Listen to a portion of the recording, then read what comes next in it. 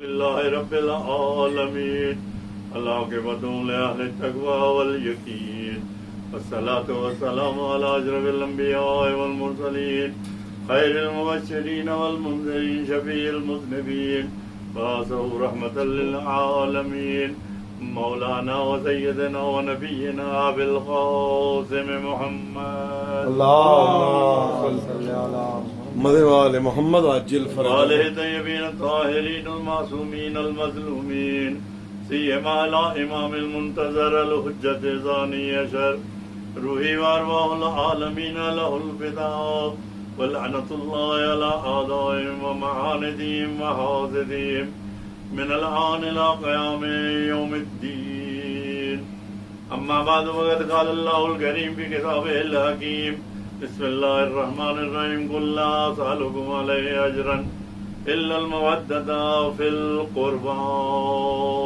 اللهم صل علی محمد وآل محمد بقیت اللہ العظم ولی عصر امام زمانہ حضرت حجت ابن الحسن العسکری ارواحنا فدا علیہ الصلوۃ والسلام کے شہداء کربلا امام حسین علیہ الصلوۃ والسلام ان سب کی شہادت کے لیے تعزیت پیش کرنے کے لیے سب مل کر بلند آواز سے صلوات کریں اللهم صل علی محمد وآل محمد اللهم كن لوليك الحجة ابن الحسن صلواتك عليه وعلى آبائه في هذه الساعة وفي كل ساعة وليا وحافظا وقائدا وناصرا ودليلا وعينا حتى تسكنه أرضك وتمتعه فيها طويلا رب صلی علی محمد وآل محمد ایک مرتبہ امام زمانہ کے ظہور کے لیے بلند آواز سے صلوات کی تلاوت اللهم صل علی محمد وآل محمد وعجل پروردگار عالم یعنی لفظ قل سے آیت کی ابتدا ہے قل لا اسألکم علیہ اجرا میرے حبیب ان سے کہتے تو میں اپنی رسالت جو کچھ میں نے محنت کی ہے جو کچھ میں نے تبلیغ کی ہے اس کو میں کوئی اجر نہیں مانگتا معاوضہ نہیں مانگتا یاد رکھیے کہ یہ خطاب کس سے ہو رہا ہے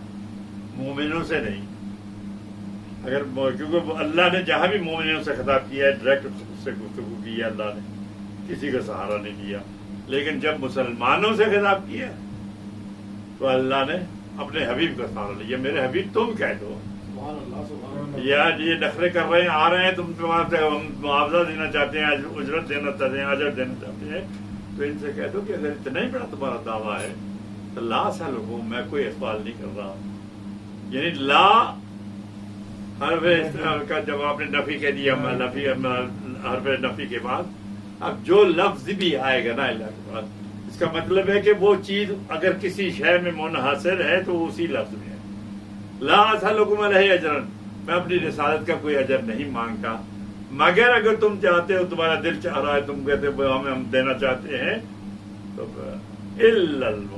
اللہ کے بعد جو آئے گا لا اور اللہ کے بعد یہ اس کے بعد جو لا آئے گا وہ اس بات کی علامت ہوگی کہ وہ شے اگر ہے تو صرف اسی میں منحصر ہے اس کے علاوہ کہیں نہیں مل سکتی نعرہ حیدری اس علاوہ وہ کہیں نہیں مل سکتی تو الا المودۃ فی القربى اب یہ دیکھیں وما ارسلناک الا رحمۃ للعالمین وہاں نافیہ اور اس کے بعد اللہ آیا تو یعنی اگر رحمت کا مجسمہ تم نے دیکھنا ہے دنیا میں تو رسول خدا کی ذات ہے کسی کو دیکھے اور پھر رسالت اب ایک سوال کہتے کہ جب رسول آ گئے تو پھر یہ 13 معصوم باقی کیوں آئے وہ اس لیے کہ جب ایک شے بہت آ جائے زیادہ آ جائے وجہ جیسے کہتے ہیں نا کہ انسان جو ہے نا اللہ کو یہ کہنا پڑا یہ کول یا نارکونی بردن و سلاما یہ سلامہ کا لفظ کا اضافہ جو پروردگار کو کرنا پڑا اس لیے کرنا پڑا کہ ٹھنڈک بھی اتنی ہو جائے زیادہ ہو جائے تو انسان کو ختم کر دیتی ہے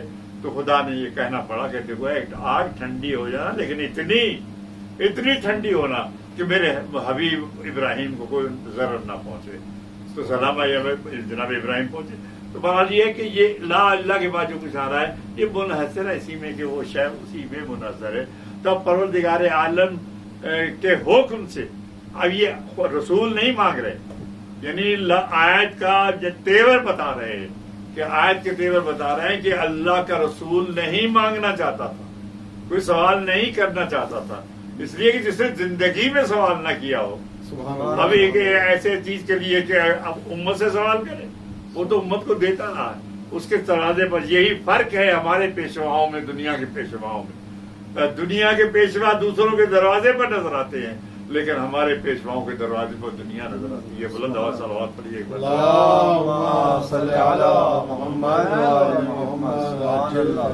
سبحان اللہ سبحان اللہ. بہرحال یہ کہ یہ اجر رسالت مانگا ہے رسول نے خود نہیں کہا, اللہ کے حکم سے. اب ظاہر ہے کہ جب تک اب دنیا کہتی ہے کون ہے جس نے اجر رسالت نے دیا, رسول کا حکم مانا رسول. میں کہا کرتا ہوں کہ اگر ساری دنیا نے امت نے اجر رسالت ادا کیا ہوتا تو یہ آیت جو ہے نا کبھی آپ کو کسی کے دروازے پر نظر نہ آتی. اب ہر امتی کے دروازے پر کھڑے ہو کر رسول یہ کہہ رہے ہیں لا اسألکم علیہ اجرا الا المودۃ فی القربى, کہ میں تم سے کوئی اجر رسالت نہیں مانگتا سوائے اس کے کہ میرے قرابت داروں سے محبت کرو. اور یاد رکھیے ایک قرابت داروں سے محبت جو ہے, اور پھر کیا شے مانگی ہے میرے رسول نے, اللہ کے حبیب نے کیا شے مانگی ہے, وہ قیمتی شے کوئی نہیں, وہ خزانہ نہیں مانگا, وہ شے مانگی ہے جو ہر انسان کے دل میں ہے. یعنی دل جو ہے تمام محبتوں کا مجمع ہے, تمام محبتوں کا مرکز ہے. اس میں ہر محبت ہے, اولاد کی محبت ہے, پیسے کی محبت ہے, اس میں ماں باپ سے محبت ہے, اس میں دنیا سے محبت ہے, اس میں کرسی سے محبت ہے, ہر شے سے محبت اس دل میں ہے. آپ کو جو سوال کیا اس کا آپ نے فقط اتنا کرنا ہے, یعنی اتنا آسان سوال, اور سوال کر رہے ہیں حبیب خدا امت سے اتنا آسان سوال کہ دیکھو کوئی اجر رسالت نہیں مانگتا. تو یعنی مطلب یہ ہے کہ وہ محبت جو ہے تمہارے دل میں ہے, صرف کرنا یہ ہے کہ تمام محبتوں کو مغلوب کر کے محبت اہل بیت کو غالب کر دو. پر یہی اجر رسالت ہے کہ یہ کہیں باہر سے نہیں لے کے آنا, وہ اجر رسالت موجود ہے. نعرہ حیدری. لیکن اتنا باوجود کرنے کے آسان سے آسان کر کے پیغمبر نے پیش کیا, لیکن پھر بھی امت وہ اجر رسالت ادا نہ کر سکی. اور اگر اجر رسالت ادا کر دیا ہوتا تو آج یہ مجلس نہ ہوتی, آج یہ ذکر محرم نہ ہوتا. یہ سب محرم اور رضاداری اور یہ مجالس اس بات کا بین ثبوت ہے کہ کسی نے اجر رسالت ادا نہیں کیا, اور الٹا اس کے بعد اعتراض کیے جاتے ہیں. تو یہ اجر رسالت ادا نہیں کیا, یعنی ابھی رسول اس دنیا سے گئے کفن میلا نہیں ہوا کہ رسول کی اکلوتی بیٹی دنیا سے روتی ہوئی چلی گئی. یہ اجر رسالت ہے. رسول کی بیٹی اس دنیا سے گئی نہیں کہ تھوڑی عرصے کے بعد آپ نے دیکھا کہ کس طرح سے مسجد کوفہ سے آواز بلندی کچھ تو پھر اپنے کعبہ خدا کی قسم میں کام ہو گیا.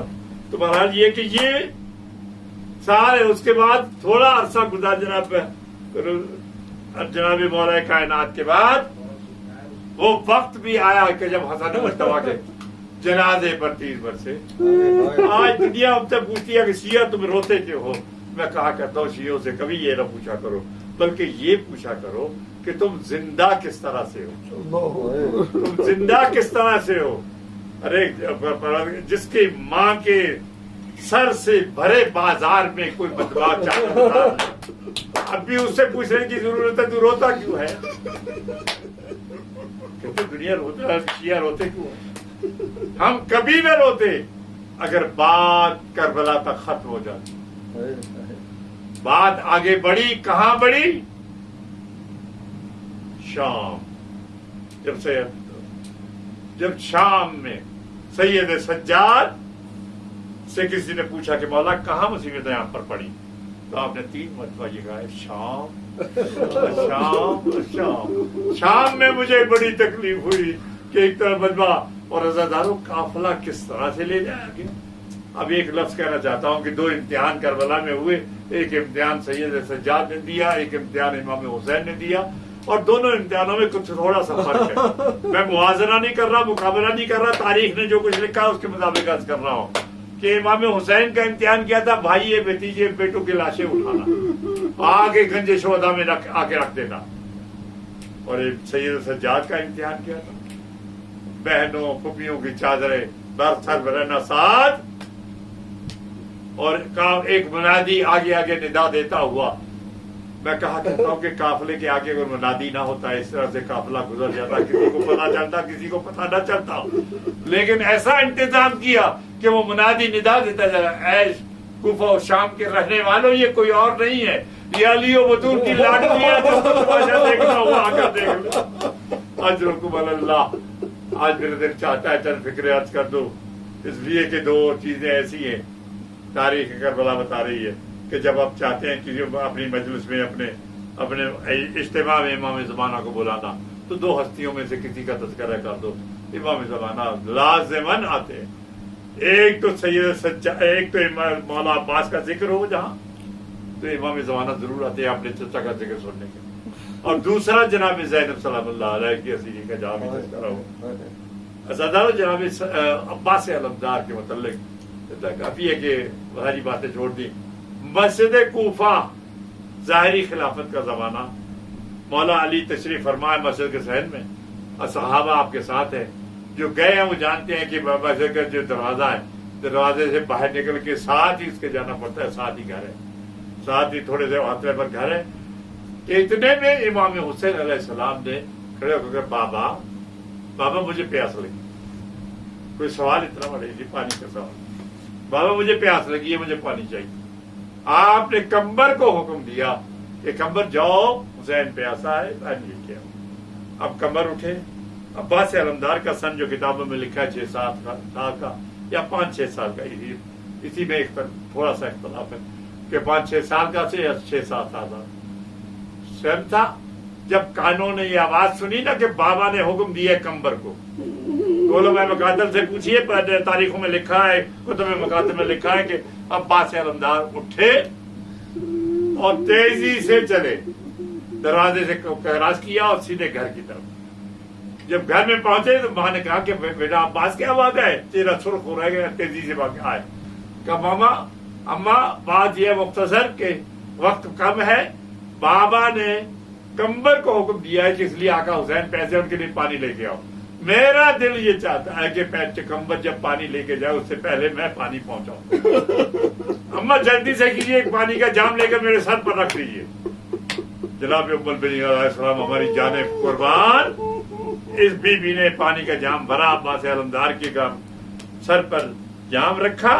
اب میری طرف لکھا کہ یہ عجیب منظر تھا کوفے کی مسجد میں کہ عباس علمدار جب چلے نا گھر سے، دونوں ہاتھوں سے جام کو تھاما ہوا اور تیزی کے ساتھ چلے، جام بھرا ہو، برتن بھرا ہو پانی سے، اور اس کے بعد سر پر رکھا ہو اور پکڑا بھی ہو ساتھ دونوں ہاتھوں سے، لیکن جب تیزی سے انسان چلے تو وہ پانی گرتا۔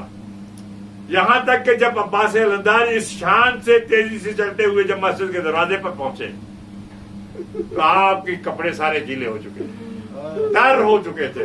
اب مولا علی کی نگاہ اس دروازے کی طرف تھی۔ جب عباس علمدار داخل ہوئے تو مولا علی علیہ السلام کی چیخ بلند ہوئی اور صحابہ متوجہ ہوئے کہ آقا کیا بات ہے، کہا ذرا دروازے کی طرف دیکھو۔ جب سب نے دروازے کی طرف دیکھا تو عباس علمدار پانی لے کر کپڑے گیلے کپڑوں کے ساتھ داخل ہو رہے۔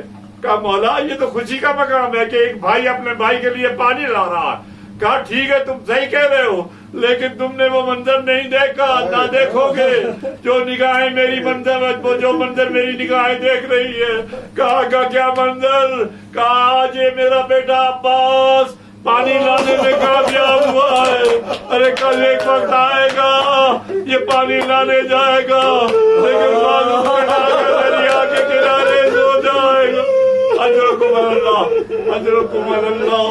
حسین علیہ السلام کے کسی غم میں آپ کو مبتلا نہ کرے۔ عزاداروں وہ منظر آ گیا، وہ کربلا کا میدان۔ ایک مرتبہ عباس علمدار نے آواز دیا، کہا علیکم السلام، میرا آخری سلام قبول کیجیے۔ عزاداروں عباس علمدار کا سلام پہنچا۔ امام چلے تاریخوں میں لکھا ہے، علامہ نقل صاحب اور دوسرے علماء بیان کرتے ہیں کہ جہاں عباس علمدار کا علم گرا، جہاں عباس علمدار گھوڑے سے زمین پر آئے، وہاں سے خیمے بالکل نزدیک تھے، خیمے سامنے نظر آ رہے تھے، دونوں بازو پہلے کٹے، عباس علمدار بعد میں گرے خیمے کے نزدیک۔ علماء مقاتل نے بیان کیا، کبھی سوچے غور سے کہ عباس علمدار کا جسم جو ہے خیام کے قریب گرا تھا، اب یہ اتنی دور پہنچا کیسے دریا کے کنارے؟ تو علماء کہتے ہیں کہ عباس علمدار نے دیکھا خیام نزدیک ہے کہ جب بانی سکینہ خیام سے نکلے گی تو جب میرے پاس آئے گی مجھے شرم آئے گی، میں پانی نہیں پہنچا سکا۔ حضرتارو یہ کہہ کر علماء مقاتل نے بیان کیا ہے کہ عباس علمدار نے بازو نہیں دے گی جس کے سارے کروٹیں بدل کر لاش کو جناب عباس علمدار نے اپنے آپ کو دریا کے کنارے پہنچایا۔ حضرت عباس علمدار کی لاش پر حسین پہنچے کربلا میں۔ ارے کربلا میں سب کو دیکھا کہ ایک مرتبہ حسین نے پر رکھا، عباس تم نے یاد کیا تھا، میں آ گیا، آقا میں شرمندہ ہوں، میری آنکھوں میں خون ہے۔ حضرت امام نے ابا کے دامن سے خون صاف کیا۔ حسین عباس علمدار نے بڑی حسرت بھری نگاہ دیکھا عباس کی طرف۔ حضرت علماء مقاتل بیان کرتے ہیں عباس علمدار وہ شہید ہے جس کو باب الحوائج کہا جاتا ہے۔ کربلا کے بعد شہداء میں جس کو ظاہری طور پر باب الحوائج کہا جاتا ہے۔ کیوں؟ حضرتارو کربلا میں جتنے پیاسے تھے جب دنیا سے گئے تو ان کی پیاس بجھ گئی تھی۔ پیغمبر خدا نے سب کو اپنے ہاتھ سے جام کوثر پلایا، لیکن حضرتارو آپ پوچھیں گے کیا وجہ ہے؟ بھائی اس وجہ سے کہ واحد شہید ہے عباس جو اس دنیا میں بھی پیاسے تھے، جب اس دنیا سے گئے تو پیاسے گئے۔ اب اس سے سوال کرے مولانا بتائیے کہ عباس علمدار کے لیے رسول خدا پانی نہ لائے ہوں گے؟ حضرتارو پانی لائے، لیکن حضرتارو تاریخوں میں لکھا ہے ایک جملہ، بڑا عجیب جملہ ہے کہ جب پانی لائے عباس علمدار کے قریب آیا، عباس بیٹا یہ پانی تیرے لیے پی لے۔ حضرت عباس علمدار نے کہا یا رسول اللہ میں پانی نہیں پیوں گا۔ حضرت یہ وجہ بتا رہا ہوں جس کی وجہ سے آپ کو باب الحوائج کہا جاتا ہے، میں پانی نہیں پیوں گا۔ کہا عباس یہ پانی تیرے لیے ہے، یہ ایک پیالہ اپنے حسین کے لیے میں نے رکھا ہوا، بیٹا عباس پانی پینے کا، آقا پانی نہیں پیوں گا۔ حضرت رسول خدا روتے ہوئے کہتے عباس وجہ تو بتا کہ تو پانی کیوں نہیں پی رہا؟ آقا رسول خدا ذرا خیام کی طرف منہ کر کے سنیے، حسین کے چھوٹے چھوٹے بچے ارے اللہ تعالیٰ کی صدائیں بلند کر رہے ہیں، ارے حسین کے بچے پیاسے ہو اور عباس پانی پی لے، یہ عباس کی آواز بعید ہے۔ اللہ رحمۃ اللہ علی القوم الظالمین وسيعلم الذين ظلموا أي منقلب ينقلبون إنا لله وإنا إليه راجعون۔ یا حسین